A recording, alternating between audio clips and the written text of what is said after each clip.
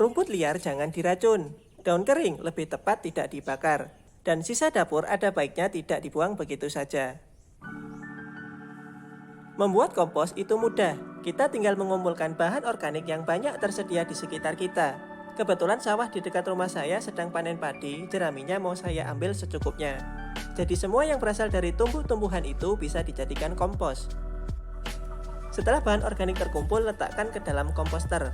Komposter itu wadah atau tempat untuk proses pengomposan. Yang paling mudah, letakkan langsung di atas tanah. Bisa dengan menggali tanahnya terlebih dahulu supaya bisa muat lebih banyak, dan di atasnya diberi pembatas di setiap sisinya. Selain itu, komposter ini nantinya bisa dijadikan sebagai tempat sampah organik. Sisa dapur dan sampah organik yang setiap hari ada bisa dibuang langsung ke komposter ini. Tapi kalau tidak ada tempat lagi, bisa dengan menggunakan bak yang di bagian bawahnya diberi lubang supaya kalau ada kelebihan air tidak terendam. Meskipun sebenarnya penggunaan bak seperti ini kurang efisien karena hanya muat sedikit, sedangkan setiap hari selalu ada sampah organik. Tapi itu semua sesuaikan dengan kondisi di tempat kalian. Atau saya memanfaatkan bagian bawah kandang ayam sebagai komposter. Ada dua syarat wajib untuk membuat kompos. Yang pertama, udara. Berbeda dengan VOC yang pembuatannya anaerob atau tanpa udara, untuk kompos harus ada udara, yang artinya tidak ditutup rapat. Yang kedua, kelembapan. Makanya di bagian atas komposter selalu diberi penutup yang tujuannya untuk mengurangi penguapan dan menjaga kelembapan, sehingga kompos tidak cepat mengering. Karena jika bahan kompos mengering atau tidak mendapatkan udara akan membuat proses dekomposisi menjadi berhenti. Lalu ada satu syarat lagi, di mana kalau tidak dikerjakan tidak apa-apa, tetapi kalau dikerjakan akan lebih baik, yaitu diaduk, yang tujuannya untuk melancarkan sirkulasi udara. Kalau saya mengaduknya setiap 2 minggu sekali.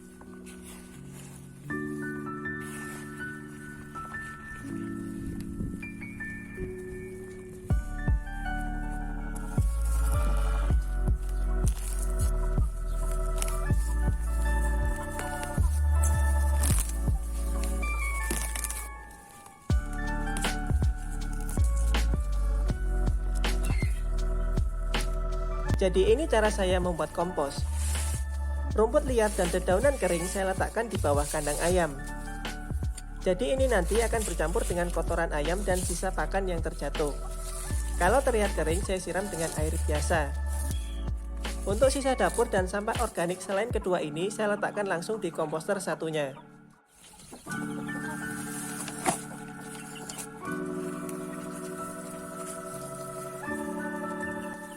1 bulan kemudian, semua yang ada di bawah kandang ayam saya pindahkan ke komposter ini. Jadi sekalian membersihkan kandang ayam. Oh ya, kalau tidak ada kandang ayam, langsung letakkan semua bahan kompos di sini saja.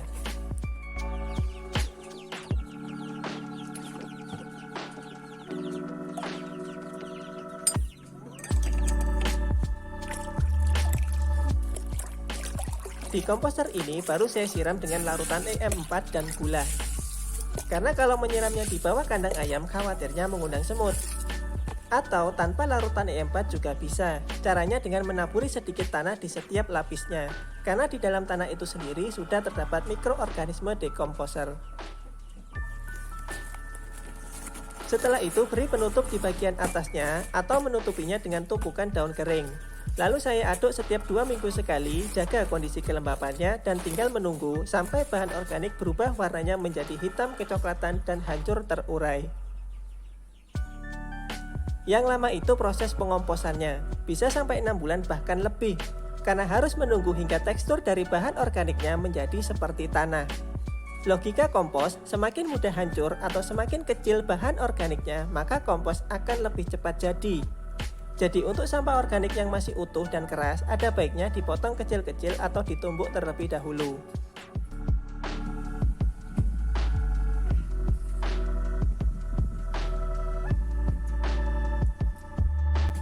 Seberapa pentingkah kompos itu? Kompos itu seperti makanan bagi mikroorganisme di dalam tanah. Tanah tanpa kompos ibaratnya seperti mati suri. Selain itu membuat tanah menjadi keras dan tidak sehat. Mikroba di dalam tanah tetap ada namun tidak beraktivitas. Ya bagaimana mau beraktivitas kalau tidak ada materi organiknya? Ketika di dalam tanah terdapat materi organik atau kompos, maka mikroba akan mulai beraktivitas.